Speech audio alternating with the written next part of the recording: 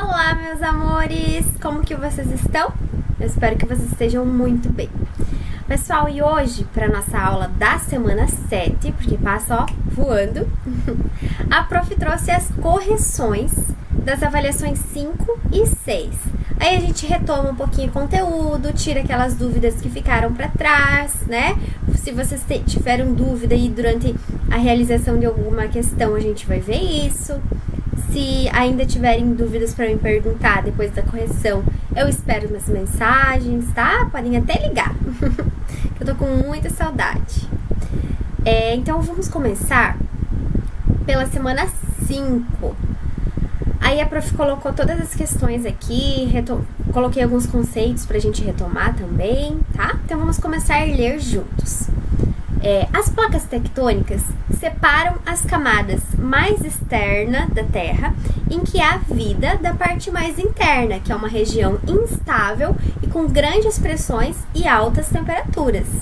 A imagem é a representação da divisão da Terra em suas principais camadas, tá? Então, como a prof sempre vem falando, né? Antes da gente começar a realizar, antes da gente pensar em marcar alguma questão na nossa prova, a gente tem que olhar com muita atenção a imagem, né? Seja imagem, gráfico, tabela, que a questão tem para nos informar, tá? Por quê? Porque se a gente não pegar alguma coisinha que tá faltando ali, a gente já talvez erre a questão, tá? Então, analisar sempre muito bem imagens, figuras, gráficos, tabelas, tá? Antes de começar a responder. Então, vamos olhar ali, tá? Já vamos nos atentar ali, principalmente a parte do núcleo, tá?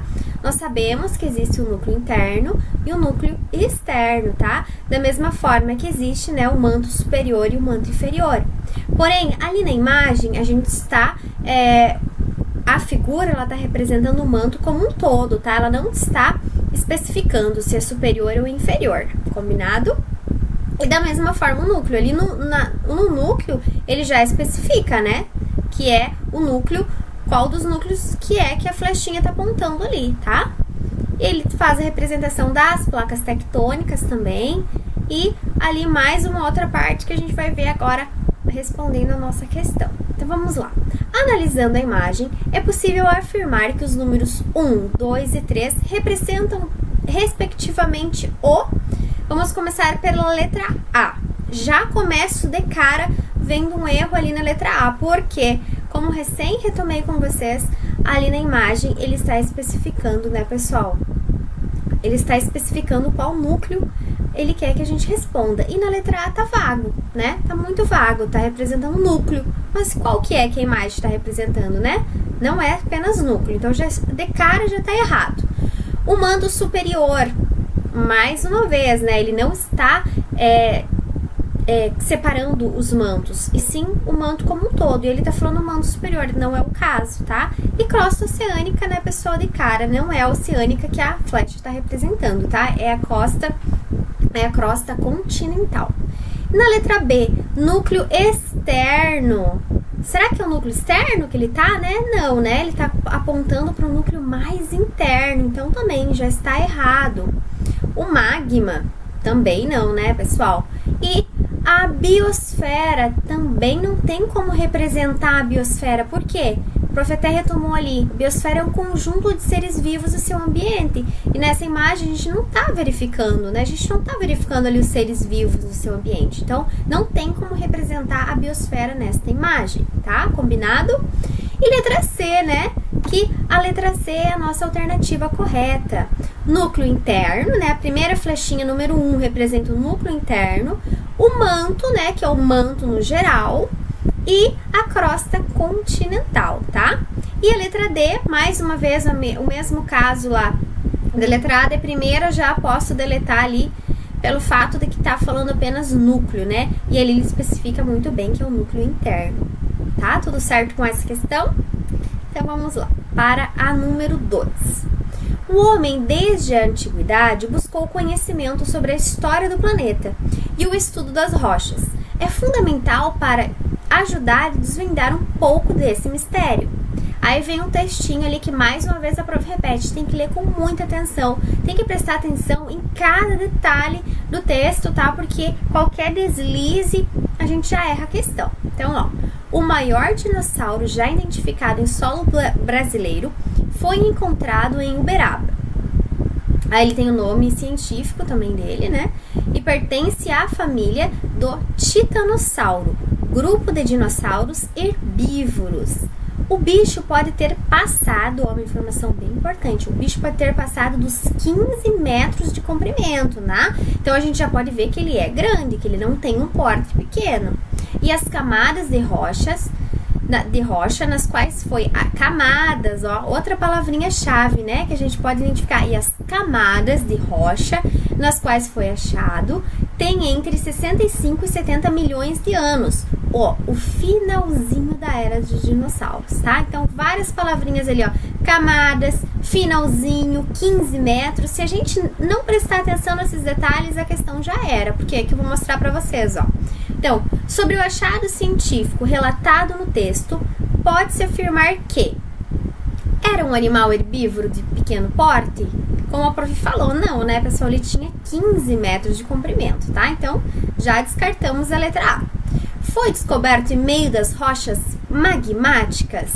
A prof até colocou o conceito, olha só, rochas magmáticas são formadas por meio do resfriamento do magma expelido. Assim, seria muito difícil formar um fóssil, tá? Então, descartada. A letra C, é um dinossauro? É um dos dinossauros mais velhos encontrados? Então, lembra que a prof falou ali, ó, finalzinho da era dos dinossauros, pessoal? Se está no finalzinho, não é um dos fósseis mais velhos encontrados, pelo contrário, né? Talvez seja um dos fósseis, né, alguns fósseis mais recentes, tá? Porque é no final da era dos dinossauros. E a nossa resposta certa, então, foi encontrada em rochas do tipo sedimentares, né? Falou em camadas ali, já deu para perceber.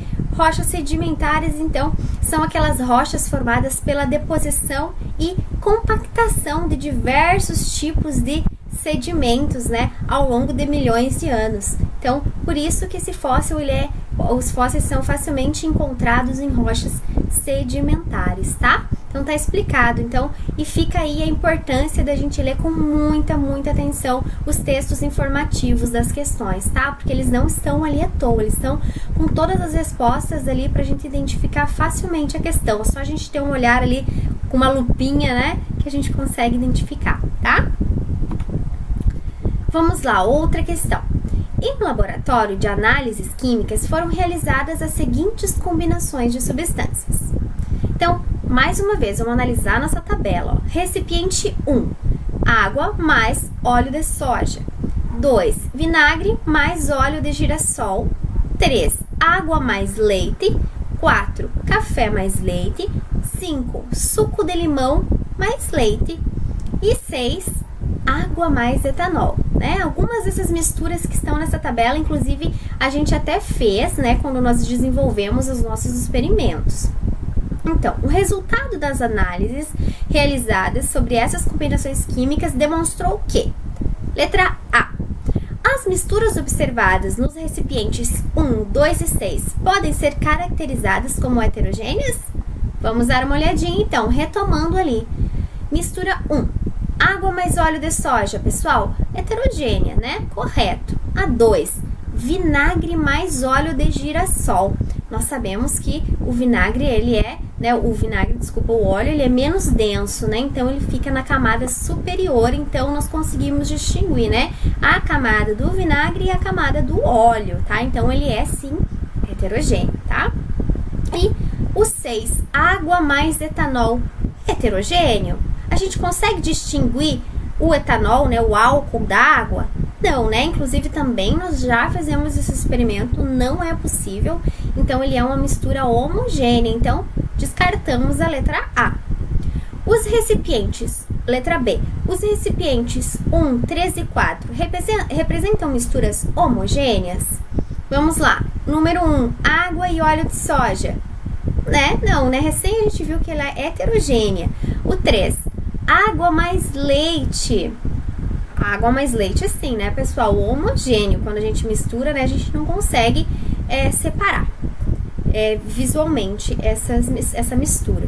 E a 4, café mais leite, é homogênea também, né? Então, mas está errada apenas pela 1, que é a letra A, o recipiente 1, ele é heterogêneo. Logo, nós temos a certa, a letra C.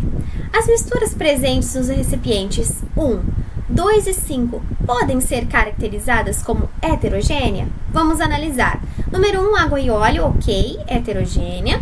Número 2, vinagre mais óleo de girassol, ok, heterogênea. E 5, a 5, pessoal, suco de limão mais leite. Aí eu pergunto pra vocês, o que vocês acham? Eu sei que tem colegas que, inclusive, fizeram uma mistura em casa e conseguiram identificar, porque essa é uma mistura que nós não praticamos aí nos nossos experimentos. Mas eu sei que tem gente em casa que identificou, né? O que vocês acham? Ela é hétero ou ela é homo, o suco de limão e o leite? Nós sabemos que o leite, ele é heterogêneo, né? Que assim como o sangue, depois quando a gente ferve o leite, a gente consegue separar as duas substâncias dele. Mas e suco de limão e leite?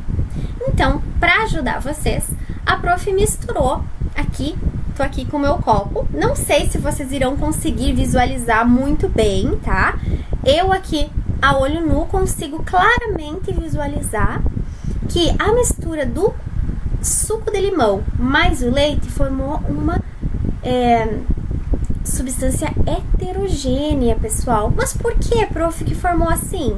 Porque nós temos o ácido, né? Sabemos que, não sei se vocês conseguem visualizar bem, mas eu consigo. Ficou o tempinho, até sedimentou ali o leite, a gordura do leite.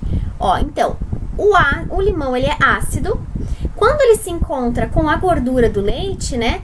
Se a gente deixar passar um tempo, vocês já ouviram falar, né, em casa, mãe, avó, sobre coalhada, né? Passa algumas horas, ele começa a se separar, né? O leite começa a ficar aqui embaixo e o limão se separa aqui também junto com o soro do leite depois de algumas horas, tá? Então, o meu aqui, eu nem fervi esse aqui, tá? Ele se separou bem direitinho, que eu consigo visualizar aqui a parte do limão e a parte do leite, tá? Então, a nossa resposta está correta. A letra C, todas essas misturas, elas são heterogêneas, tá? Letra C. Mas vamos só dar uma olhadinha ali na letra D. A união das substâncias presentes no recipiente 3, que é água e leite, caracteriza o mesmo tipo de mistura percebida no recipiente 5? Não, né? Porque a água e o leite, eles se misturam, a gente não consegue identificar ali os dois componentes, tá? Então, não é o mesmo tipo de mistura, tá? Então, é a letra C a correta. Tudo certo aí? Vamos lá, mais uma aqui, pessoal. Essa também, a parte do texto foi importantíssima, olha só. Ele está falando aqui... Primeiro assim, vamos começar aqui que a prof trocou. Com base na análise da tabela de informação nutricional de uma bebida isotônica, é correto afirmar que... Agora vamos voltar para a tabela aqui. A gente tem então as informações nutricionais dessa bebida, né? Até a prof colocou ali o que é o isotônico, né? É uma bebida esportiva, também conhecida por isotônico, ou... Essa parte teve uma palavrinha a mais ali que eu repeti, mas também conhecido como isotônico. É uma bebida constituída por água, sais minerais e carboidratos, contendo formação semelhante ao plasma. São ricos em cálcio, potássio, fósforo e sódio e foram desenvolvidos para repor líquidos e sais minerais perdidos pelo suor durante a transpiração. Então, por isso que muitos atletas, né, até antes ou depois deles praticarem a atividade física, eles fazem uso das bebidas isotônicas, tá? Lembrando que não é todo mundo que pode consumir essa bebida, tá? Então, aqui a gente tem a tabela explicando, então, o valor energético e trazendo tudo que ele contém, neste caso, carboidratos, sódio, potássio e cloreto, tá? E ali, não contém quantidades significativas de proteínas, gorduras totais, gorduras saturadas, gorduras trans e fibras alimentares. Até eu trouxe uma imagem ali, que às vezes você vai no mercado fazer o Gatorade, né? Bem conhecido, inclusive. O prof trouxe só para ilustrar, tá? Essa imagem ela não tem na questão, eu que coloquei pra gente lembrar o que seria esse isotônico. Então vamos lá, após analisarmos, né, vamos começar visualizando as opções. Letra A. todas as substâncias envolvidas em sua composição, carboidratos e sais minerais, atuam de forma energética na solução? Todos têm ali a mesma função? Não, né, pessoal? Por quê? Porque os carboidratos são nutrientes energéticos. Já os sais minerais, eles são constituídos, até tá ali no quadrinho, ó, são constituídos por nutrientes reguladores, tá? E é a combinação deles que faz essa reposição energética, tá? Então, eles têm propriedades distintas, não é a mesma coisa. Letra B. A maioria das bebidas isotônicas recebe a adição de corantes artificiais aos sais minerais, caracterizando a formação de uma mistura heterogênea? Não, pessoal, porque a adição de corantes, ele não pode caracterizar a formação de uma mistura, tá? E a letra C, que é a nossa resposta correta. Por apresentar sais minerais como sódio, potássio e cloreto, compondo uma solução, trata-se de uma mistura homogênea, né? Corretíssimo, porque até se a gente visualizar a imagem que a prof colocou ali, ó, por exemplo, o Gatorade ali que tem o laranja, a gente não consegue distinguir, né? O outro ali, o transparente também, né? A gente vê algo homogêneo, algo uniforme, tá? Então, que a gente não consegue distinguir fases nele. E, correto, então, a letra C. E a letra D, por que está errada?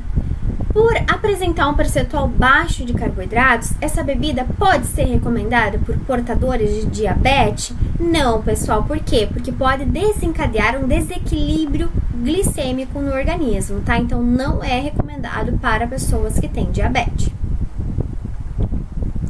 Acabou a semana 5.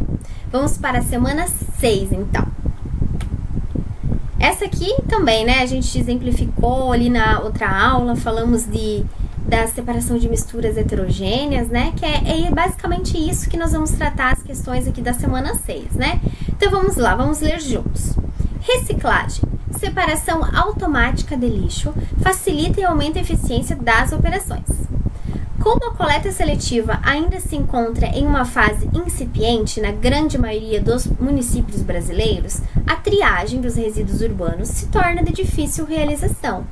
No caso dos resíduos urbanos, primeiro é feita uma pré-seleção, na qual são tirados objetos grandes e irrecuperáveis, como por exemplo sofá, eletrodomésticos e outros. O lixo em seguida é retirado dos sacos e é encaminhado manualmente para as esteiras. Outros colaboradores, postados ao lado das esteiras, ficam de olho no material que passa e pescam, pescam. Uma palavrinha-chave aí para nossa questão, pescam os itens reaproveitáveis. Por maior que seja o número de pessoas trabalhando nas esteiras, é impossível recolher de forma produtiva o material que pode ser reciclado. Há muito desperdício, explica D. Phillips. Além das perdas econômicas, esse material é destinado aos aterros sanitários ou lixões, causando problemas ambientais, tá? Bem completinho o texto, bem legal. Deu pra gente perceber já algumas coisas, né? Que a gente trabalhou, inclusive, na aula passada, né? Quando nós falamos de um tipo de separação de mistura heterogênea. Então, considerando que o tipo de lixo urbano se constitui, em sua maioria, pela mistura de resíduos sólidos, qual processo de separação de misturas é proposto no texto para ser automatizado? De cara, né, pessoal? Muito fácil. Enquanto as mulheres e os homens, todos os trabalhadores estão ali na esteira, eles estão fazendo o quê? Catando, né? Pescando, que nem falava ali, né? Os itens que podem ser reaproveitados, eles estão separando, né? Da mesma forma, quando a gente vai lá e separa o feijão em casa para cozinhar, a gente tá separando sólido de sólido, né? A ventilação não é ventilação, né? A ventilação, a gente deu exemplo lá das café com as folhas de café, né? Que vai embora lá com o vento, com o sopro do ar. Levigação, o ouro, né? Não é separar sólido, catação, né? É levigação, lá com a corrente da água. E peneiração, né? Quando a gente peneira a farinha antes de colocar o bolo, tá? Então é catar. Quando trata-se então de reciclagem, de separação de resíduos sólidos, é a catação, tá? Lembrem do exemplo do feijão, tá? Inclusive, pessoal, a catação é um dos métodos de separação de mistura heterogênea mais importantes atualmente, né? Porque hoje em dia a gente tem as coletas seletivas que fazem esse trabalho, né, de catação. Vamos lá para a próxima. Leia as descrições sobre um processo de separação de misturas. Então vamos lá. É um método de separação de misturas que se baseia na diferença de densidade entre seus componentes. Essa técnica é usada principalmente em laboratórios para separar proteínas e ácidos nucleicos, DNA e RNA, das soluções e até mesmo para separar frações do sangue. Essa eu tenho certeza que vocês tiraram de cara, porque a gente exemplificou também, né? A Prof trouxe todas as imagens do passo a passo do que é uma centrifugação para vocês, né? Que é a aceleração. Já dei a resposta na minha fala. Mas sim, pessoal, é centrifugação, né? Que acelera a sedimentação, que é um hábito, né, costumeiro quando a gente vai lá, tira o sangue vai para análise. Para acelerar o processo de sedimentação, ocorre então a centrifugação. Então, o processo de separação descrito no texto é destilação fracionada e é simples, né? A e a B? Não, porque essa é uma separação de mistura homo, né? A e a B.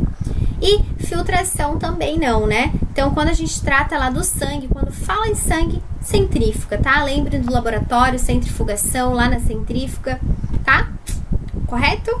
Então, vamos lá para a próxima. Uma das bebidas mais consumidas pelos brasileiros é o café. Sabe-se que ele é um pó, portanto, é um sólido.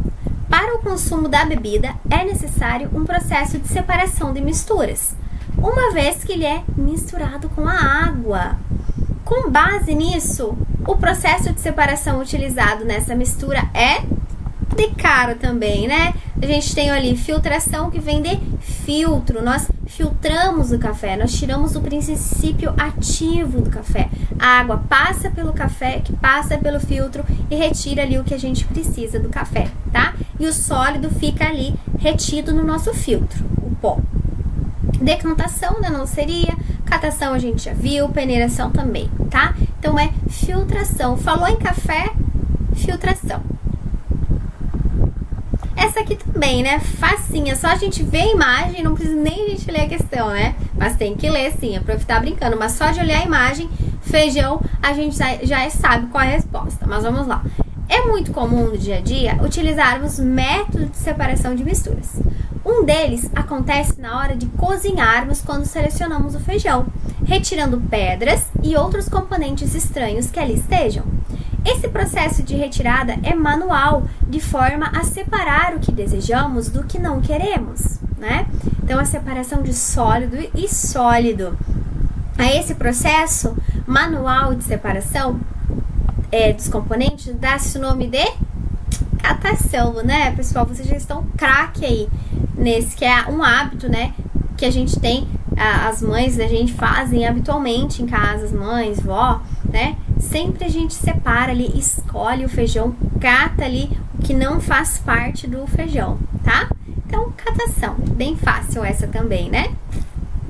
E por hoje a prof encerra essa aula, tá? E na próxima vai ter trabalhinho para casa, na próxima aula vai ter experimento, vai ter análise, vai dar para vocês criarem hipóteses. E a gente se encontra então na próxima aula. Um beijo enorme para vocês e uma ótima semana.